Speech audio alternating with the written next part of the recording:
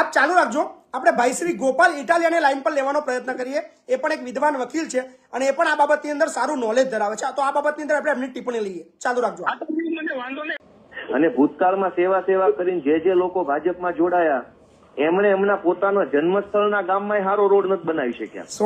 100% સાચી વાત છે. સૌથી મહત્વનો મહિપતથી પ્રશ્ન એ છે પરસોત્તમ રૂપાલાનો જન્મ થયો છે એ ગામ કેવું છે? મનસુખ માંડવિયાનો જન્મ થયો છે એ ગામ કેવું છે? ભાજપના તમામ સાંસદોનો જે ગામમાં જન્મ થયો છે એ ગામ જોઈ આવો.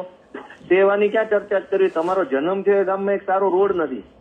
પરંતુ વાસ્તવમાં એવું બને છે કે જેણે પક્ષપલટો કર્યો એને પક્ષપલટો કરવા માટે સરકારના કેટલા કોન્ટ્રાક્ટોની પથારી ફેરવી નાખી. એ ખર્ચો સૌથી મોટો 100%. બિલકુલ 100%. બહુ અઘરો વિષય છે. બહુ અઘરો વિષય છે.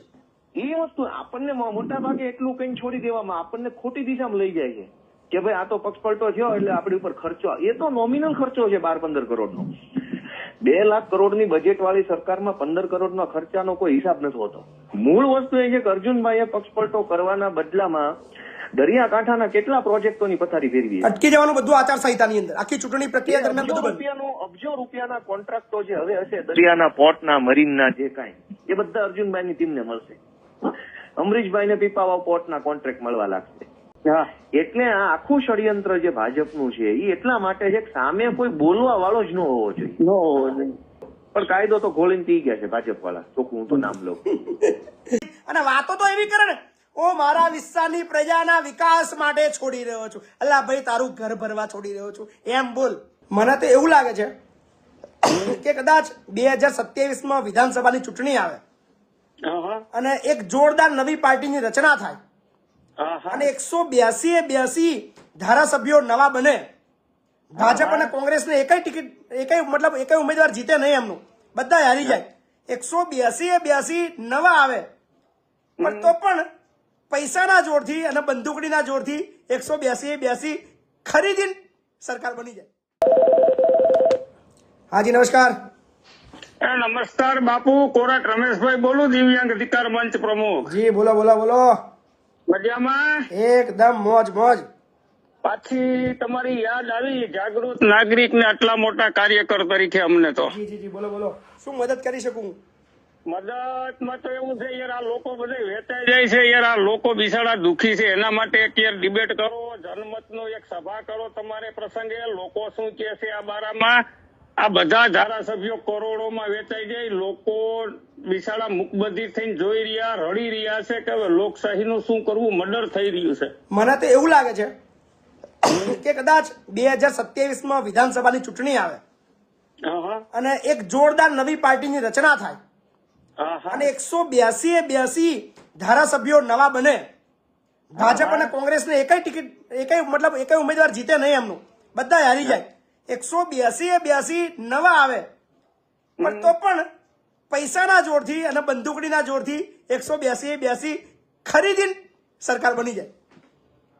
પણ બાપુ મારું તો એક જનતાને સંદેશો છે તમારા ફેસબુક તરફથી કે જનતાને 2 હાથ જોડીને વિનંતી કરું કે એવા વ્યક્તિને વોટ ના આપો કે બાપો સાંસદ હોય ને દીકરો ધારાસભ્ય ચૂંટણી લડતો હોય. અત્યાર સુધીના ઇતિહાસની અંદર તમે રિઝલ્ટ ના સર્વે કરશો તો 90% ઉમેદવારો એવા છે જેમને ચાલુ ટર્મની અંદર રાજીનામું આપ્યું હોય.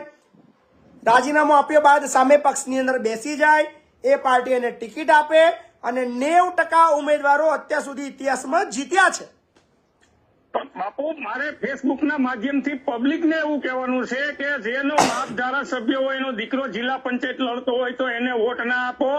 રાજકીય એના બાપની જાગીર છે, કરી બેટા હું આ ખેતી છે, બાપની ખેતીમાં દીકરા શરમ, સંકોચ, હયા, દયા, ભાવના, પ્રેમ, પ્રજા સાથે કઈ લેવા દેવા નહીં. પોતાનું હિત. અને વાતો તો એવી કરે ને, ઓ મારા વિસ્તારની પ્રજાના વિકાસ માટે છોડી રહ્યો છું. અલ્લા ભાઈ તારું ઘર ભરવા છોડી રહ્યો છું એમ બોલ.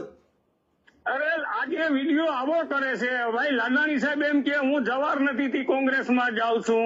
જવાહરભાઈ એમ કેતા હતા વિઠ્ઠલ રાદડિયો ગયો હતી કે વિઠ્ઠલ રાદડિયે માં બદલી હતી. તમે બધા શું કરો છો એમ? ખરેખર દુઃખદ વસ્તુ છે. પ્રજા સાથે છેતરપિંડી થઈ રહી છે. પ્રજા જયારે કોઈ એક નેતાને વોટ આપે છે ત્યારે એ વોટની વેલિડિટી હોય છે 5 વર્ષ. પ્રજાએ શું કરવું વિચાર કરો. પ્રજા આવા હવે શું કરવું? પ્રજા આવા લોકોને જો ગઈકાલે જ મારી ચર્ચા થઈ હતી અને આ બાબતની અંદર મેં વિચાર્યું, મને એક વિદ્વાન વ્યક્તિએ મને ફોન કરીને કીધું કે બાપુ તમે તો વકીલ છો, આ બાબતની અંદર તમે કોઈ લડી ના શકો, કોઈ એવી પિટિશન દાખલ ના કરી શકો. અને એક વિદ્વાન વ્યક્તિ સાથે મારી ચર્ચા થઈ, કારણ કે આની અંદર એટલું નોલેજ મારું નથી, તો મેં બીજા એક વકીલ મિત્રને પૂછ્યું કે ભાઈ આની અંદર આપણે શું કરી શકીએ. ત્યારે એ બધા બાબતોની અંદર થોડું રિસર્ચ કર્યું, ગૂગલ સર્ચ કર્યું, વિદેશની કન્ટ્રીની અંદર આ બાબતના શું પ્રાવધાન છે એ બધું વાંચતા એક તર્ક ભારતની અંદર મળ્યો છે કે એવો કોઈ કાયદો છે ને કે તમે કોઈ વ્યક્તિને ચૂંટણી લડતા રોકી શકો. હું તો એવું વિચારતો હતો કે ભારતના બંધારણમાં એક એવો કાયદો ઉમેરવામાં આવે કે જે ચાલુ ટર્મ ઉપર જે વ્યક્તિ ધારાસભ્યના પદથી કે સાંસદના પદથી રાજીનામું આપે તો એ રાજીનામાના દિવસથી આવતા 5 વર્ષ સુધી ચૂંટણી લડી શકવો ના જોઈએ, એવો કોઈ કાયદો પસાર કરવામાં આવે. પરિવારમાં કોઈ ના લડી શકવો જોઈએ એટલે રાજીનામું દેતા બંધ. પણ ભારતના બંધારણની અંદર એવો એક્ટ છે કે દરેક વ્યક્તિને ચૂંટણી લડવાનો અધિકાર છે. કોઈ બી વ્યક્તિ ગમે ત્યાંથી ગમે ત્યારે ગમે તેટલી વાર ચૂંટણી લડી શકે, એવો કાયદો છે. હવે બાપુ તમે વિચાર કરો, હું જાગૃત નાગરિક છું, સાંભળજો મારું 1 મિનિટ. 55 ને 17 એટલે માની લ્યો ને કે 75 અત્યારે પેટા ચૂંટણી 5 વર્ષમાં પડી. બરાબર છે, બિલકુલ સાચી વાત છે. એ ચૂંટણી પંચે લગભગ 1 વોટનો ખર્ચ 107 રૂપિયા દર્શાવ્યો હતો. સાચી વાત છે, બિલકુલ સાચી વાત છે. 75 ઇન્ટુ ઓછામાં ઓછા 2 લાખ લોકો હોય. જનતાને ખર્ચે આવે છે, જનતા બિચારી શું કરવાની, બરાબર? જનતા રડે છે. હું એમ કઉ છું બાપુ, એક જનમત તમે સભા ભરો, એક પ્લેટફોર્મ થી આપણે આના માટે ચર્ચા કરીએ ચૂંટણી જાહેર થયા પછી. બરાબર છે, અને તમારે આંગણે હજારો પબ્લિક મારે કરી દેવાની જવાબદારી મારી. સાચી વાત છે, બિલકુલ સાચી વાત છે. બરાબર, આપણે તો સપોર્ટ જ જોતો. લોકો અત્યારે માની લો 1 કલાક કોઈ માટે ઉભે નથી, પણ આપણે ચાલુ હજારો ભેગા આપ ચાલુ કરી રાખજો, દેવા માટે. આપ ચાલુ રાખજો, જનમત શું? તમારો મત શું છે? હવે કેને વોટ આપો? આપ ચાલુ રાખજો. આપણે ભાઈ શ્રી ગોપાલ ઇટાલિયાને લાઈન પર લેવાનો પ્રયત્ન કરીએ. એ પણ એક વિદ્વાન વકીલ છે અને એ પણ આ બાબતની અંદર સારું નોલેજ ધરાવે છે, તો આ બાબતની અંદર આપણે એમની ટિપ્પણી લઈએ. ચાલુ રાખજો. આ તો મને વાંધો નહીં, ગોપાલ ઇટાલિયાને કહી દઉં.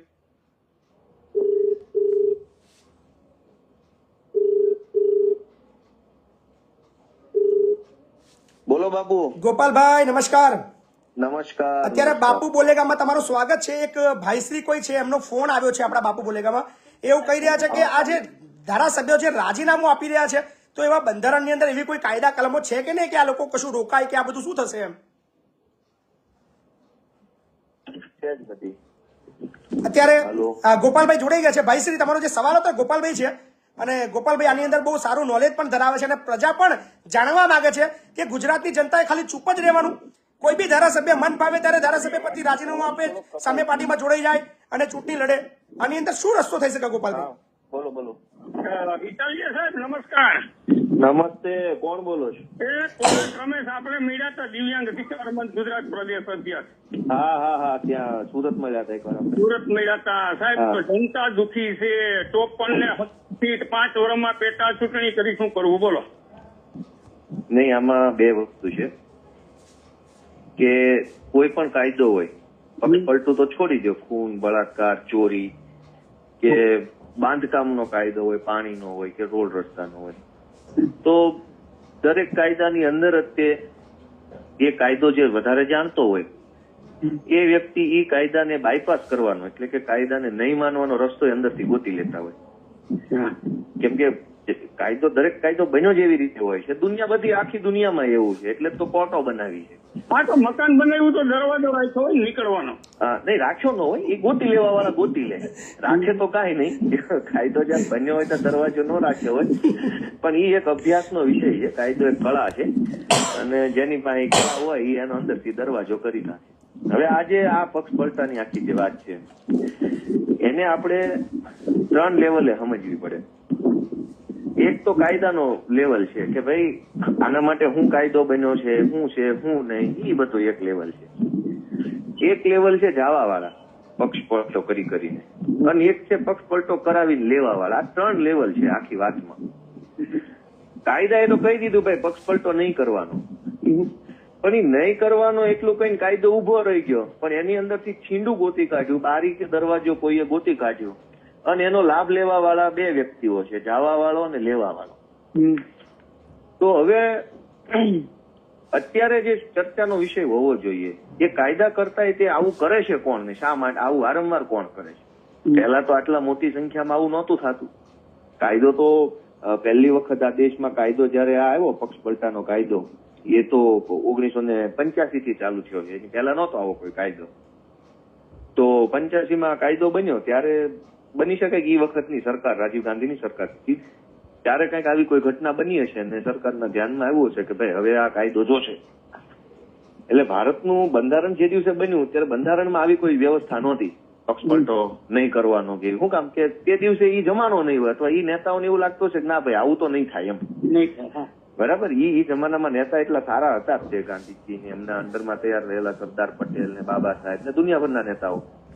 તો ઈ નેતા એવા હતા કે પક્ષપલટો કઈ કરવાના નહોતા. એટલે બંધારણમાં જોગવાઈ નહોતી પણ 85 માં પહેલી વાર જોગવાઈ આવી ભારતના બંધારણમાં આ પક્ષપલટા વિરોધી.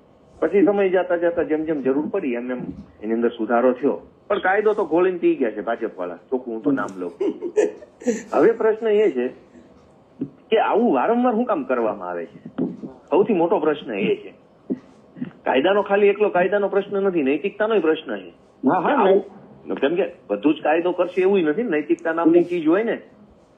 હવે આપણે માનો કે જઈએ કોઈના ઘરે જઈએ તો ઘરે ક્યાં કાયદો લાગુ પડે છે છતાં આપણને ખબર છે ને કે ચપ્પલ બહાર કાઢવા હાથ ધોવા હોય તો વોશ બેસિનમાં ધોવા ત્યાં ક્યાં કાયદો છે? અમુક નૈતિકતાનો પ્રશ્ન હોય. નૈતિકતાનો પ્રશ્ન. બધી જ બાબતો કાયદાની બાબત નથી, નૈતિકતાની બાબત છે.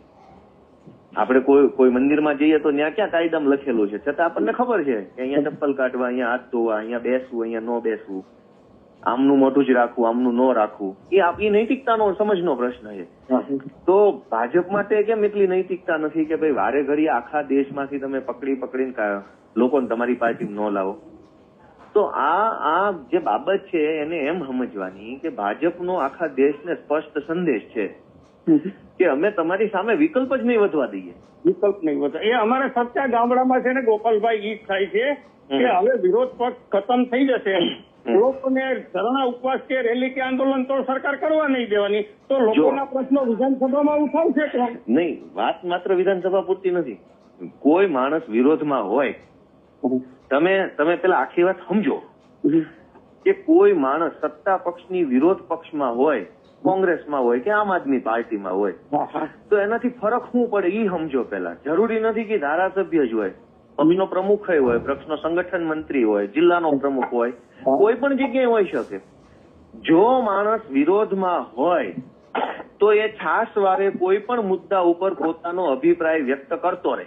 ખેડૂતનો મુદ્દો આવ્યો તો તરત ઈ બોલશે, વિદ્યાર્થીનો આવ્યો તો તરત બોલશે, મહિલાની વાત આવી બોલશે, પર્યાવરણનો મુદ્દો બોલશે. જો કોઈ બોલવા વાળો માણસ અસ્તિત્વમાં હોય તો એ કંઈક બોલશે. કંઈક બોલશે તો લોકો કંઈક સાંભળશે, કંઈક સાંભળશે તો લોકો કંઈક વિચારશે, અને વિચારશે તો ભાજપને મત નહીં આપે. એટલે આ આખું ષડયંત્ર જે ભાજપનું છે એ એટલા માટે છે કે સામે કોઈ બોલવા વાળો જ ન હોવો જોઈએ. તો પછી જનતાને ખબર કેમ પડે કે ભાજપે જે કર્યું એ સાચું કર્યું કે ખોટું કર્યું? બોલશે. ગઈકાલનો હું તમને તાજો દાખલો આપું. ગઈકાલે રાત્રે હું સુરત હતો, અત્યારે હું ચાલુ ફોને દાહોદમાં છું. ગઈકાલે સુરત હતો, એક જગ્યાએ હું કોઈ ખરીદી માટે કોઈની સાથે ગયો હતો, કપડાની દુકાન. ત્યાં મને એક ભાઈ જોઈ ગયા. મને કે તમને જોયેલા છે ગોપાલભાઈ જ છો ને તમે? મેં કીધું હા. એટલે એને મને તરત લાઈવ ઘટના છે ત્યાં સીસીટીવી માં હશે ને, એ ભાઈનો નંબર મેં સેવ કરી લીધો છે. સત્ય વસ્તુ. એને મને કે તમે યાર કે આ બધું હાલે છે તમે કઈક કરી નાખો ને હવે એમ. એટલે મેં કીધું હું કરી નાખું? અજાણ્યા વ્યક્તિ તરીકે મારે વાત કરી. એટલે હું કરી નાખું? મને કે તમે હવે બધું કરી નાખો ને કઈક સારા કામ થાય નહીં કે. એટલે મેં કીધું ભાઈ શું એમ કે તમે ભાજપમાં જોડાઈ જાવ ને. મેં કીધું તો શું થાય કે સારા કામ થાય ને. એટલે મેં એને કીધું ભાઈ ભાજપ સારા જ કામ કરતું હોત તો મારે રાજકારણમાં જ ક્યાં આવવાની જરૂર છે? એ કરતા રહે રાજકારણ, એ સારા કામ કરવાનું ચાલુ રાખે, હું મારો કઈક ખેતીવાડીમાં લાગી જઈશ. એ સારા કામ નથી કરતા એટલે તો અમે રાજકારણમાં છીએ. એટલે પછી ચર્ચા આગળ લાંબી હાલી અને તમે માનશો નહીં કે ભાઈ તો ભાજપ વાળા હતા. પછી મેં એને ઘણા મુદ્દા ઉપર એમની સાથે મેં ચર્ચા કરી. છેલ્લે એમણે સામેથી મારો નંબર લીધો. એમણે મને એવું કીધું કે ભાઈ અમારી સોસાયટીમાં રાત્રે જયારે અમે 25-50 આગેવાનો ભેગા થાય ને ત્યારે હું તમને ફોન કરીશ ને તમે આવજો ને આ વાત તમે બધાને કહેજો, અમને તો ખબર જ નથી કે આવું છે એમ. એટલે આ દાખલો મેં એટલા માટે આપ્યો કે હજારો લોકોને સત્ય વસ્તુની જ ખબર નથી. તો સત્ય જાણવા ક્યાંથી મળશે? ભાજપે તો કહી દીધું કે ભાઈ એમણે 50,000 લોકોને આવી રીતે લાભ આપ્યો. સામે કોઈક વિરોધ પક્ષમાં હશે તો એ બોલશે ને કે ભાઈ ભાજપ જુઠ્ઠું બોલે છે, 50 ને નથી આપ્યો, 5 ને જ આપ્યો છે, 50 નું માર્કેટિંગ છે. તો ઈ વિરોધમાં બોલવા વાળો માણસ ઉપલબ્ધ હશે, ચૂંટાયેલો હોય કે બિન ચૂંટાયેલો હશે તો બોલશે જ, કેમ કે એને બોલ્યા વગર રહે નહીં. હું વિરોધ પક્ષમાં હોઉં તો મને રોજ જાગીને 2 મુદ્દાઓ બોલવાનું મન થાય જ, અને ખોટું થતું હોય ત્યાં મારો જીવ બળે બળે ને બળે, કેમ કે હું વિરોધ પક્ષમાં છું એટલે નેચરલી એક સાયકોલોજી હોય, ખોટું થતું હોય ત્યાં બોલવાનું મન થાય. હું બોલતો રહીશ ત્યાં સુધી સામેવાળાની પોલ ખુલતી રહેશે. જેવો મને ભાજપમાં લઈ લે દાખલા તરીકે તો મારે બોલવાનું બંધ. આ હાર્દિક પટેલ બંધ થઈ ગયો, અમરીશ શેર બંધ થઈ ગયો, અરે ખાનખાના મોઢા સિવાય ગયા, સેલો માર્કેટ મોઢે. એ તો એમાં વોટ્સએપમાં એક જોક્સ આવ્યો હતો ઈ કે ભાઈ જયારે આમ હોય ને તેમ કે અમારા સમાજનો સિંહ છે, ભાજપમાં જોડાય ને એને કૂતરો કરી નાખે, બકરો થઈ જાય, કૂતરો નહીં. એટલે એ પ્રશ્ન નથી, મૂળ પ્રશ્ન ફરીથી સમજવાનો છે પછી કે આ જે પક્ષ પલટો હાલે છે એનો જવાબ છે ને માત્ર કાયદો નથી, મેં કીધું એમ નૈતિકતાનો પ્રશ્ન છે. બિલકુલ તો નૈતિકતાના પ્રશ્નનો જવાબ જનતા પાસે જ મળવો જોઈએ. જે માણસ પક્ષ પલટો કરે છે હારી કેમ નથી જતો? 100%, બિલકુલ સાચી વાત છે. ગુજરાતનો ઇતિહાસ જુઓ કે ગુજરાતમાં જેને જેને પક્ષ પલટો કર્યો એ બધા જીત્યા છે, બિલકુલ 1-2 સીટોનો અપવાદ બાદ કરતા. બિલકુલ ના સાહેબ, અમારે સૌરાષ્ટ્રમાં લગભગ પતાવી દઈએ છે બધાને. ના એ અપવાદ છે, 2-3 અપવાદ છે. હું સૌરાષ્ટ્રમાં છું, એ કોઈ છે, પ્રશ્ન 2-4 અપવાદ છે, 2-4 અપવાદ છે. પણ લાગઠમાં જોઈએ તો જેને જેને પક્ષ પલટો કર્યો એ જીત્યા છે. જો પક્ષ પલટો કરનારો વ્યક્તિ જીતતો રહેશે ત્યાં સુધી તો બધાની હિંમત થયા જ કરશે સાચી પક્ષ વાત પલટો કરવાની. બિલકુલ સાચી વાત છે. કાયદો શું કરશે એમાં? તમે જ જીતાડી દો છો તો એમાં કાયદો ક્યાં વચ્ચે આડો પડવાનો છે? સાચી વાત છે. તમે હરાવો ને જનતા હરાવે તો ખબર પડે, ખબર નહીં જાય. હા, એટલે જનતાએ એક એવું નક્કી કરવું પડે કે જેને પક્ષ બળજો એને ભૂંડી રીતે એક વખત હરાવી દેવાનો થાય. 4-5 વખત જો આવું થાય તો પક્ષ પલટો કરનારા અને કરાવનારા બે સુધરી. ડિપોઝિટ ડોલ થવાના કિસ્સા આવે ને તો બધું બંધ થઈ જાય. હવે ગોપાલભાઈ તમે સાંભળો, મહિપત બાપુ જી આ તો જુનાગઢ જિલ્લાના હું વિસાવદર તાલુકાના ગામડામાં રહું છું. જી જેમાં અમારે તોરે ઓટલે એવી ચર્ચા થતી હોય કે જે લોકો પક્ષ પલટો કરે ને એને પાડી દો એટલે પક્ષ પલટો બંધ થઈ જાય, ચૂંટણીનો ખર્ચો બંધ થઈ જાય. આ જે સવાલો છે, આ જે સવાલો ગુજરાતના દરેક લોકોએ સાંભળવા જેવા છે, યાદ રાખજો. આટલી તો પેટા ચૂંટણી આવી, લોકો હવે વિચારે છે ખરેખર એ એમ જ કે છે કે હવે પક્ષ પલટું ને પેલા પાડવાનું ચાલુ કરો, ભલે વેચાવાનું દે પણ ચૂકતા હે તો વેચા હે ને પેલી બાબત. ચલો આ બાબતની અંદર તમારું માન રાખીને ગુજરાતની જનતાને અમે એક અપીલ કરીએ છીએ અને એક જાહેરાત કરીએ છીએ કે હું અને ગોપાલભાઈ સહિયારો આવતા 1-2 દિવસની અંદર પક્ષ પલટો માટે જે વાત છે એનો એક સ્પેશિયલ એપિસોડ અમે ગુજરાતની જનતાને આપવાના છીએ બંને સાથે મળીને. તો એના માટે તૈયાર રહેજો. 2 દિવસની અંદર બહુ ધમાકેદાર એપિસોડ તમને જોવા મળશે. ના કરીશું આપણે પૂરી માહિતી સાથે. બાપુ જી આ એપિસોડ જયારે કરો ત્યારે મને ચોક્કસ આમંત્રણ આપજો. બિલકુલ આ બિલકુલ. લોકોને હું પણ MA સાયકોલોજી છું. જી જી. અરે વાહ. લોકોને ડાયવર્ટ કરવા જો હે, માઇન્ડ વોશ આ લોકો કરી ગયા અને પાછા આપણે ધોવા જોશે કે આવું કરો, ચૂંટણી બચાવો, લોકશાહી બચાવો. આ બધું હવે ક્યાં જઈને ના ખૂબ સરસ. આ મુદ્દા આપણે તમારો પ્રશ્ન બહુ જોરદાર રહ્યો ને એના લીધે અમારા ગોપાલભાઈને સાંભળવા મળ્યા અમારા ગુજરાતના લોકોને. સાંભળો, એક બીજો પ્રશ્ન સમજવા જેવો છે જી કે જયારે આપણી ઉપર પેટા ચૂંટણી નાખવામાં આવે ત્યારે આપણને જનતા તરીકે એમ થાય કે અરે આણે પક્ષ પલટો કર્યો, હવે તો જનતા ઉપર પેટા ચૂંટણીનો ખર્ચો આવશે. બરાબર. એકચ્યુઅલી ઈ વસ્તુ કઈ બહુ એટલી બધી મહત્વની નથી, એ તો બહુ ગૌણ વસ્તુ છે. એની પડદાની પાછળ જે ચિત્ર છે ને એ આપણને નથી બતાવતું કોઈ. આપણને એમ થાય કે અર્જુનભાઈ મોઢવાડિયાએ પક્ષ પલટો કર્યો એટલે હવે પોરબંદરમાં એક ચૂંટણી આવશે ને જનતાને ખર્ચો આવશે. પણ એ ખર્ચો કેટલો આવે? એ ખર્ચો 5-10 કરોડ નથી હોતો. એક વિધાનસભામાં પેટા ચૂંટણી કરવાનો ખર્ચો 5-10 કરોડ રૂપિયા હોતો જ નથી, બહુ નોમિનલ હોય. અથવા તો માની લઈએ કે 12 કરોડ કે 15 કરોડ રૂપિયા ખર્ચો હશે. પરંતુ વાસ્તવમાં એવું બને છે કે જેણે પક્ષ પલટો કર્યો એને પક્ષ પલટો કરવા માટે સરકારના કેટલા કોન્ટ્રાક્ટોની પથારી ફેરવી નાખી. એ ખર્ચો સૌથી મોટો 100%. બિલકુલ 100%. બહુ અઘરો વિષય છે, બહુ અઘરો વિષય છે.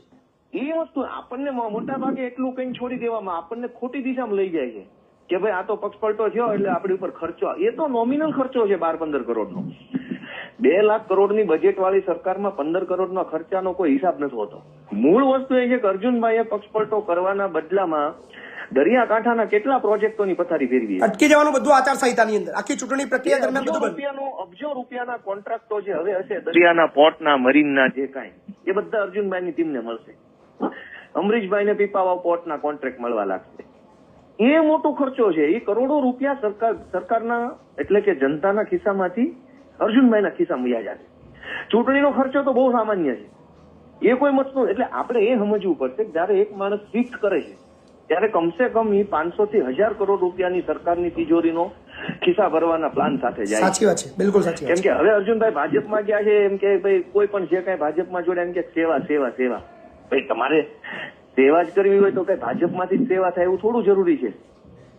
અને ભૂતકાળમાં સેવા સેવા કરીને જે લોકો ભાજપમાં જોડાયા એમણે એમના પોતાના જન્મસ્થળના ગામમાં સારો રોડ નથી બનાવી શક્યા. 100% સાચી વાત છે. સૌથી મહત્વનો મહિપતથી પ્રશ્ન એ છે પરસોત્તમ રૂપાલાનો જન્મ થયો છે એ ગામ કેવું છે? મનસુખ માંડવિયાનો જન્મ થયો છે એ ગામ કેવું છે? ભાજપના તમામ સાંસદોનો જે ગામમાં જન્મ થયો છે એ ગામ જોઈ આવો. સેવાની ક્યાં ચર્ચા જ કરવી? તમારો જન્મ થયો એ ગામમાં એક સારો રોડ નથી. આખા ગુજરાતની ચર્ચા જ છોડો ને ભાઈ. બિલકુલ સાચી વાત છે. ભાજપના ધારાસભ્યોનો જન્મ જે ગામમાં થયો હોય બર્થ પ્લેસ ઈ ગામના રોડ ને એ ગામની સ્કૂલ તો ખાલી બતાવો અમને. ઈ ગામનું સરકારી સ્કૂલ બતાવો, ઈ ગામની આંગણવાડી બતાવો, ઈ ગામની પંચાયત ઓફિસ બતાવો તોય અમે માનશું ભાઈ વિકાસ થયો છે. બિલકુલ સાચી વાત છે. એટલે ઘણી વખત આપણને અવળા ચશ્મા પહેરાવવામાં આવે છે કે સેવા માટે અને વિકાસ માટે જે એટલે ભાઈ તમારો ભાજપમાં અત્યારે જેટલા પણ મેન સાંસદ સભ્યો માનો જુનાગઢના સાંસદ સભ્યનો જન્મ ક્યાં થયો છે એ ગામમાં જઈને કોઈ ફોટો પાડીને બતાવે? બની શકે કે 1% 5% કિસ્સામાં હારા સ્કૂલ કે હારી રોડ હશે પણ જનરલમાં સાચી વાત છે. બિલકુલ જિલ્લા સાચી વાત છે. પંચાયતના પ્રમુખનો જન્મ થયો એ ગામ જુઓ, ભાજપના જિલ્લા પ્રમુખનો જન્મ જે ગામમાં થયો એ ગામ જુઓ, કશું નથી. આ બધું જનતાએ સમજવું પડશે. કોરી વાતો છે. જનતાએ સમજવું પડશે કે તમને ભ્રમિત કરવામાં આવી રહ્યા છે, તમને ગુમરાહ કરવામાં આવી રહ્યા છે. પણ આ બધા લોકોને મુંહતોડ એવો જવાબ આપો કે જે પક્ષ પલટુ લોકો છે એમની 7 પેઢીઓ યાદ કરે કે જીવનમાં આવી ભૂલ ક્યારે ના કરે. તો ખૂબ ખૂબ આભાર ગોપાલભાઈ, બાપુ બોલેગા એપિસોડની અંદર જોડાવા બદલ. અને ખરેખર પબ્લિક પણ ખૂબ કોમેન્ટ કરી રહી છે કે ગોપાલભાઈને સાંભળવાની ખૂબ મજા આવી. હાજી મહિપત બાપુ જી થેન્ક યુ. હવે 2300 થી પણ વધારે લોકો જોડાયા છે અને સમય ઘણો થઈ ગયો છે. પણ દરેકને અપીલ કરું છું કે 2300 લોકો એક સાથે કોમેન્ટ કરે બાપુ બોલેગા 111, જય હિન્દ, વંદે માતરમ. 111 જેટલી કોમેન્ટ બને એટલી કરશો એટલા વધુ લોકો સુધી આપણે વિડીયો પહોંચશે. અને જે લોકોના વિડીયો શેર કરવાનો બાકી છે અપીલ કરીએ છીએ કે શેર કરજો, કારણ કે ઘણી બધી જાણકારી મળવાની છે. આખા ગુજરાતનો નંબર 1 લાઈવ ફેસબુક શો છે જે ગુજરાતમાં તમને કોઈ ચેનલ ઉપર કે બીજા પ્લેટફોર્મ પર જોવા નહીં મળે. સીધી જનતાની સીધી વાતો, ડાયરેક્ટ તમારે બિંદાસ બોલો. જનતાની જે પણ ખોટા કરવાવાળા લોકો છે એની પોલ ખોલો. બાપુ બોલેગા તમારા માટે છે. શેર કરતા રહેજો, મોજ કરતા રહેજો. આશા રાખું છું આજે તમને ખૂબ મજા આવી હશે. આવતીકાલે પણ કોઈ બીજા એક મિત્રને જોડશું જે તમને સરસ મજાનું જ્ઞાન આપતા રહેશે.